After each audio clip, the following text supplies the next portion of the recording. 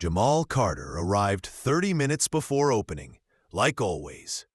He walked past glass storefronts that reflected early sunlight and into the towering entrance of Caden and Rowe, one of Atlanta's most exclusive designer clothing boutiques. The air inside already smelled like citrus, cedarwood, and money. He clocked in, adjusted his charcoal gray blazer, and tied a fresh Windsor knot in the backroom mirror. Polished shoes, groomed beard, perfect posture. He looked like every brand ad on the wall, but no one ever mistook him for the customer. "You're early again," said Brooke, the assistant manager, walking in with her iced latte. "Just getting the floor ready." She smiled tightly. "Make sure to reset the Loro Piana table and keep an eye on the accessories. Yesterday, something nearly walked." Jamal nodded. He always nodded. Brooke walked past without asking about his weekend. She never did. By 10 o'clock, the store opened. The first customers were a couple in their 50s, wealthy, white, browsing. Jamal approached with practiced warmth. "Good morning. Can I help you find anything specific today?" The woman clutched her bag a little tighter. "We're just browsing," the man said, not meeting his eyes. 10 minutes later, Jamal watched as his white coworker, Dylan, approached them. They laughed, stayed 20 minutes longer. Bought over $800 worth of scarves and shoes. Dylan got the commission. At lunch, Jamal sat alone in the break room, scrolling through job listings on his phone. He had asked for promotion twice. Both times he was told not yet. "Need to see more leadership presence," Brooke had said. He trained 2 of the people now called senior. Back on the floor, a security officer hovered near him for the 3rd time that week. The unspoken routine. See a black man near high-end merchandise, pretend it's protocol. Jamal smiled anyway, said nothing. That night, he opened his laptop and wrote, "Day 1. Security tracked me 3 times. Customer changed demeanor only when Dylan arrived. Logged missed commission." He was building a file. Not out of bitterness, out of necessity. Because if you ever spoke up in a place like Caden and Rowe, the first question they asked was, "Where's the proof?" And Jamal planned to have it. It didn't take long for Jamal to realize that in retail, professionalism wasn't always about performance. It was about perception. And perception, he was learning, had a skin tone. The next week, a customer mistook him for a stock clerk. "Do you know where I can find a sales associate?" she asked, clutching a silk blouse. Jamal looked down at his tailored blazer. Name badge, pocket square. "I can help you. I'm one of the senior sales associates." Her eyebrows rose. "Oh, well, okay then." She didn't buy anything, but asked for Dylan on the way out. In the break room, Jamal added to his log, "Day 5. Customer assumed I wasn't qualified. Referred to white coworker after same greeting. No purchase." He paused, then added, "Pattern consistent." Later that afternoon, the regional director came to visit. Tall, white, well-dressed. He smiled at everyone, but lingered longer on Brooke and Dylan. "Great job with merchandising," he said, glancing at the neatly organized displays. Displays Jamal had set up that morning. No acknowledgement. Just a pat on the back for someone else. He brought it up with Brooke. "I'd like to be considered for floor lead again. I've been here 2 years. My sales are consistent." She blinked, smiled with teeth but no warmth. "I'll talk with corporate. Right now, we're not expanding those roles." 2 weeks later, Dylan got promoted. Title, Client Experience Supervisor. That night, Jamal opened his log. Day 11. Rejected for promotion again. No formal criteria shared. Peer promoted after shorter tenure and lower sales average. He stared at the screen. Not angry. Not even surprised. Just tired. Discrimination in retail didn't come in slurs or shouting matches. It came in missed chances, in thin smiles, in the silence after you spoke up. Jamal closed the laptop. Tomorrow he'd bring a notebook, begin keeping physical records, because one day someone would ask why he didn't say anything sooner, and he wanted to say, "I never stopped saying it. You just never listened." By mid-month, the new dress code memo went up in the break room. All team members must wear black or gray suits, ties optional for women, shoes polished, grooming immaculate. Jamal had always adhered. He was one of the sharpest dressers on the floor. But somehow, he was the only one pulled aside. "Hey, Jamal," Brooke said, eyeing him up and down. "Just a heads up. Try to keep the cuffs cleaner. Looks more aligned with the brand." He looked at his cuffs. Crisp. Steamed. No stains. But he nodded. As always.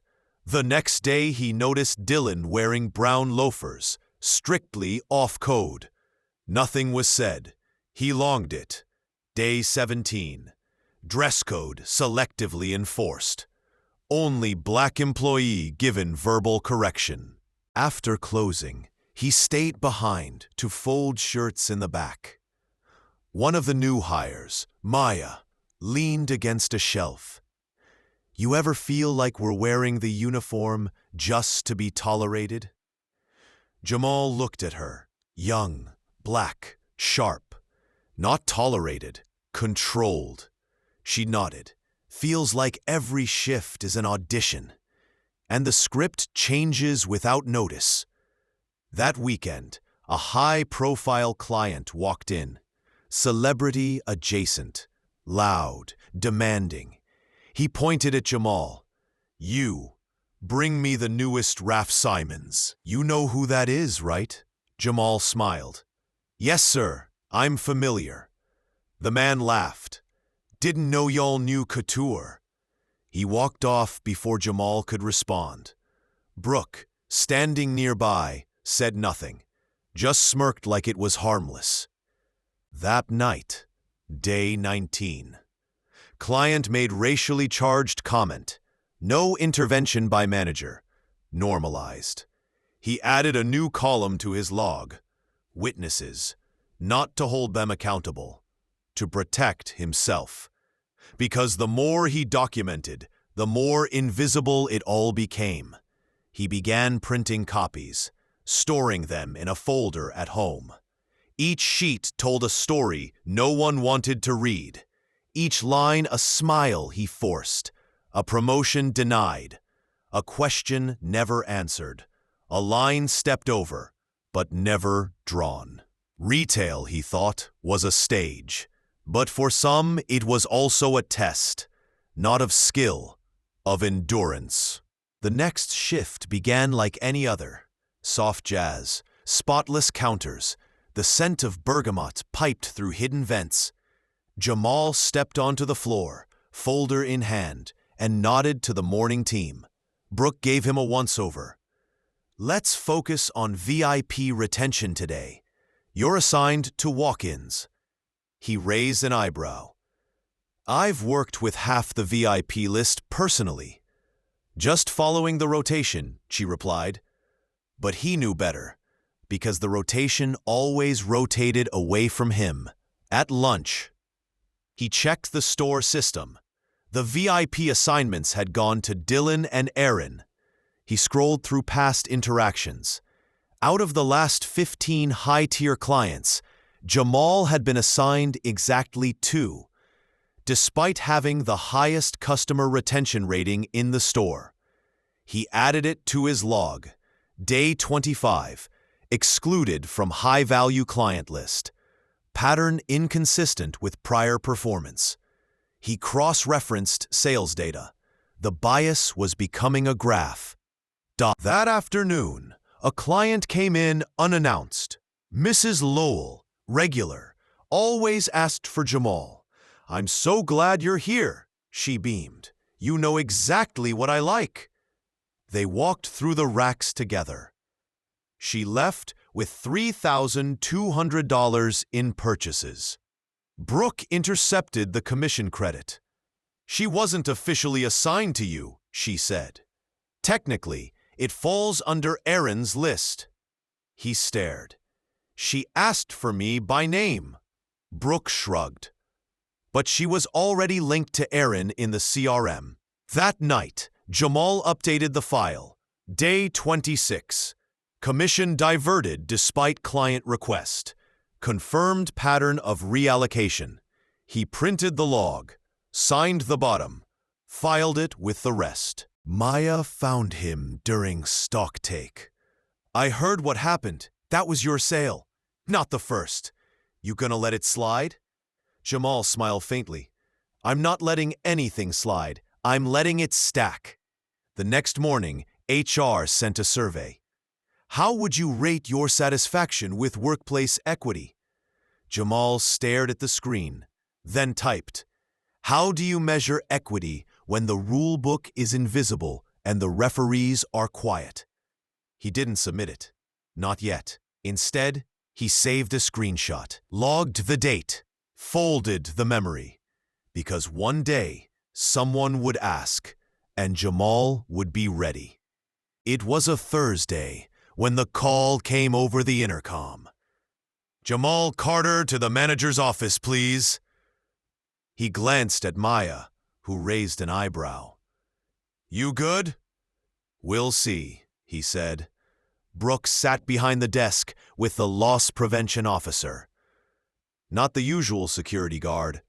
This was. He answered every question clearly, walked them through receipts, scans, stock logs.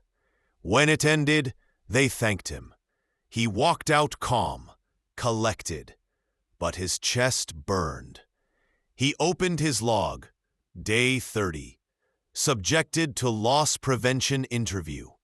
No evidence of wrongdoing, no prior warning, no white colleagues questioned. He added a note, performed above target every quarter, training history clean, no past flags. That night, Layla called. "You okay?" "Yeah."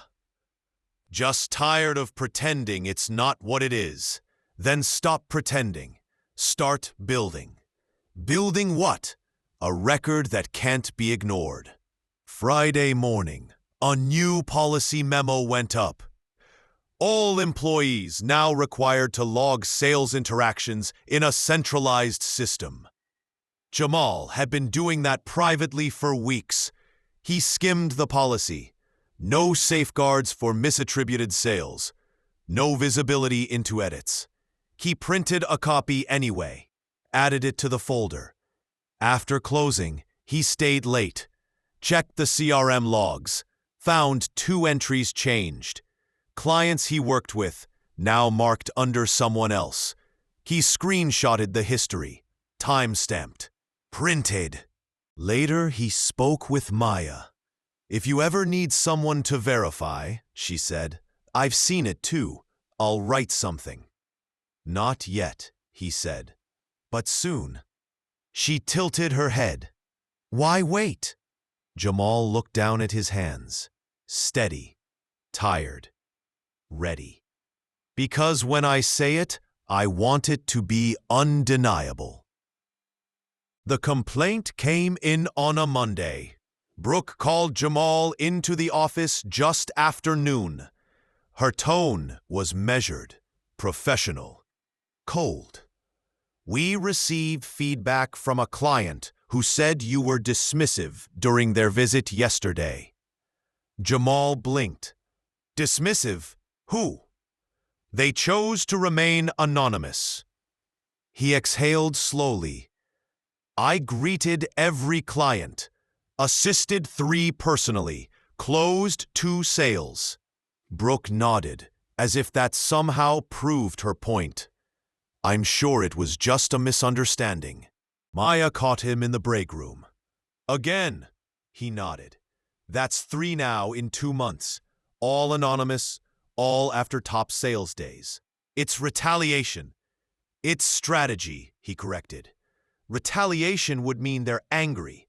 This is removal, quietly. That evening, he drafted a letter, formal, tactful, not accusatory, just facts. He listed incidents, discrepancies, unequal opportunities, misattributed sales, enforced dress code inconsistencies, loss prevention targeting, unsubstantiated complaints. He included attachments, screenshots, logs, dates, times. He addressed it to regional HR, then saved it as a draft. Not yet. Soon. Next morning, he greeted a client who had ignored him a dozen times before. This time, she smiled. You were recommended by Mrs. Lowell. Said you know the lines better than anyone. He smiled back, practiced. I do my best. She spent nearly $5,000. Jamal processed the order, logged it manually, printed the receipt, and placed a copy in his personal folder. He wasn't taking chances. By Wednesday, Brooke gave him a warning in writing. Just a formality, she said. Nothing serious. He signed it, added it to his folder, alongside proof that the complaint was never verified, proof of his hours, proof of his commission logs. The paper trail was no longer thin. It was heavy, intentional, ready. He called Layla that night. You going to send the letter? One more piece, one more incident, then it goes. What are you waiting for? Jamal stared out the window. For them to hand me the last receipt. So when I speak, it's not noise. It's documentation. The moment came on a quiet Thursday. It was raining, lightly, enough to blur the sidewalk outside, but not enough to keep shoppers away. Jamal arrived early, prepped displays, smoothed jackets, checked the CRM. The day felt ordinary, until it didn't. Around noon, a high-profile client came in. Mr. Sanderson, real estate magnate, known for spending big and tipping well. Jamal had helped him before, knew his sizes, his preferences, his temper. Today he walked in with 2 guests, loud, laughing. Jamal approached with the same calm professionalism. Welcome back, Mr. Sanderson. I've set aside a few new arrivals you might like. Sanderson paused, looked Jamal up and down. Didn't realize they were hiring security to dress like salesmen. His guests laughed. Jamal didn't. I'm a senior associate, sir, and you're well. Brooke saw it all. From across the room, she walked over quickly, smile plastered. Mr. Sanderson, so sorry for the misunderstanding. Dylan will help you today. Jamal stepped back. Not because he was wrong, because he knew. This was it. The final receipt. He went to the stockroom, opened his locker, pulled out the folder. Thick, chronological, impeccable. Every line a moment, every signature a refusal to disappear. He walked it upstairs, to the HR office. Is Monica in? She's at lunch. I'll wait. He sat, folder on his lap. Not nervous, not hesitant, just ready. When Monica returned, he stood. This is formal notice. I'm submitting a grievance. Racial bias, retaliation, commission fraud. She opened the folder, Her eyebrows rose. "Thou hast documented everything? Every day since day one." She flipped through, saw names, dates, screenshots, policy references. "We'll need to investigate. I expect you to." He turned to leave, stopped at the door. "One more thing. I've blind copied legal." He walked out, back to the floor, back to Maya, back to customers who still asked him where the real associates were. But now, something was different. He wasn't just working, he was witnessing, and he had left the first record behind. It took 5 days for corporate to respond. An email from regional HR. "We take your concerns seriously and will initiate a formal internal review." Standard language. Jamal didn't expect more. But now the record was official. Not just his, theirs. The mood in the store changed. Quietly, subtly. Dylan avoided him entirely. Maya walked taller. Brooke, she smiled more. Too much.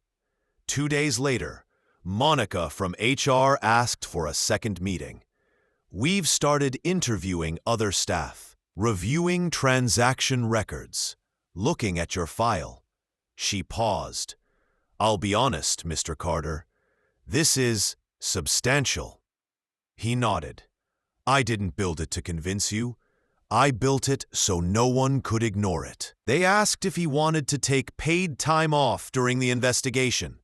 He declined.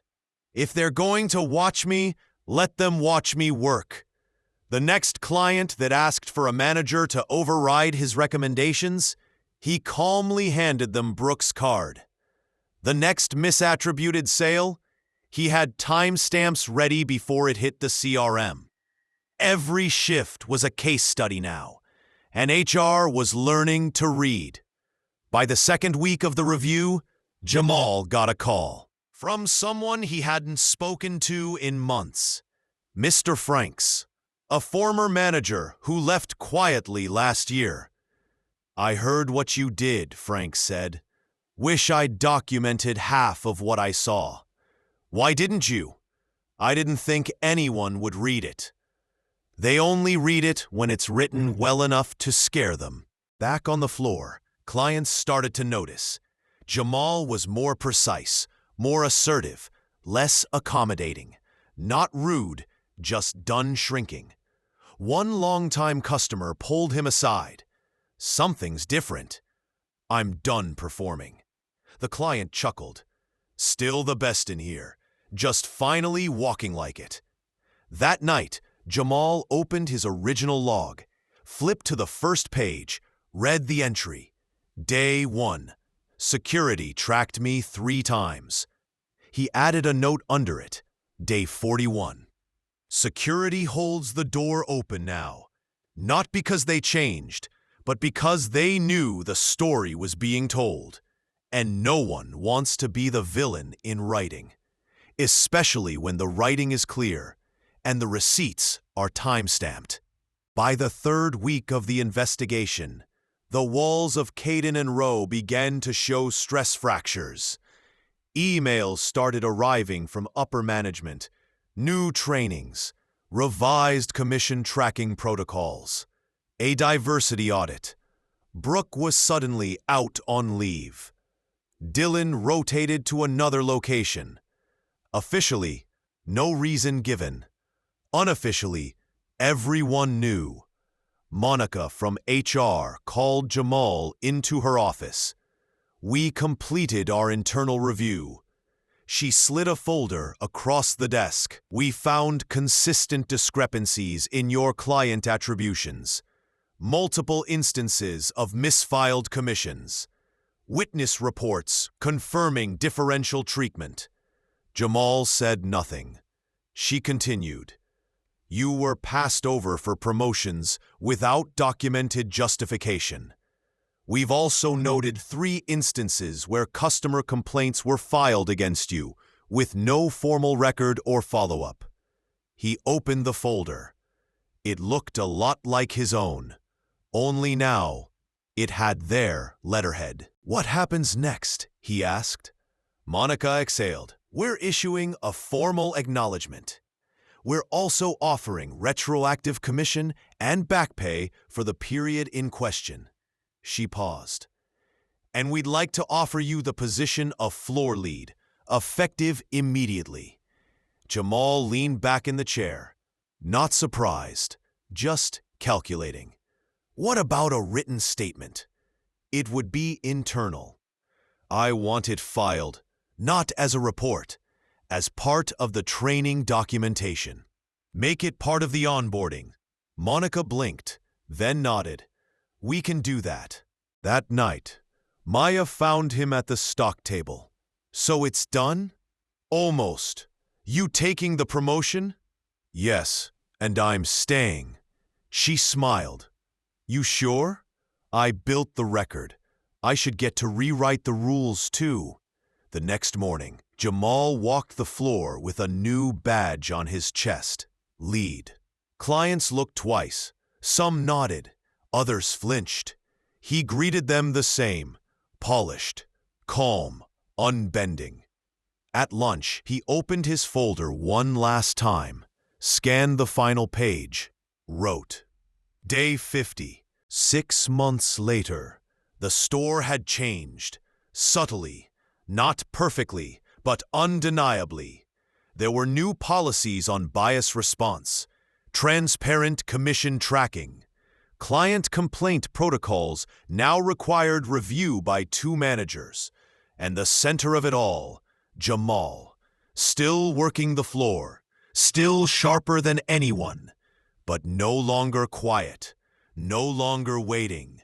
He now led onboarding.